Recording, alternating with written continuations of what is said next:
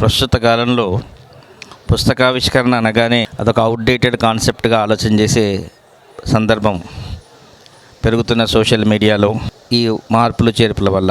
అయితే దక్షిణామూర్తి గారు ఈ పుస్తకావిష్కరణకి నన్ను రావాల్సిందిగా రిక్వెస్ట్ చేసినప్పుడు నేను కొంచెం ఆలోచనలో పడ్డప్పుడు చెప్పారు, మన ఆల్ ఇండియా రేడియో యువ అని పిల్లలే అని. ఆ ఒక్క మాటతో కాదనలేక బయలుదేరి వచ్చాను.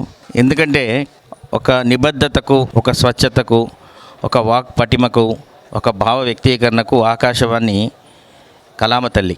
అలా ఆకాశవాణిలో వీళ్ళు బయలుదేరి వాళ్ళ ప్రయాణం ఒక పుస్తకాన్ని అచ్చివేసే దగ్గరికి వచ్చిందంటే వీరందరికీ నా అభినందనలు, శుభాశీస్సులు కూడా.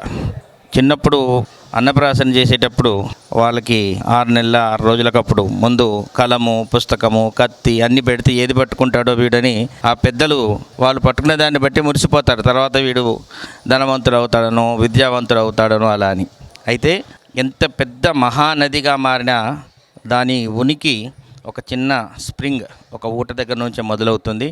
మీరు మొదలుపెట్టిన ఈ బృహత్ కార్యాన్ని ఇక్కడితో ఆపకూడదు. తప్పటడుగులు వేస్తూనే నడక నేర్చుకుంటారు.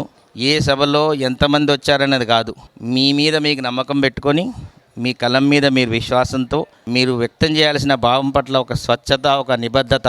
Be original. So original always remains, sustains.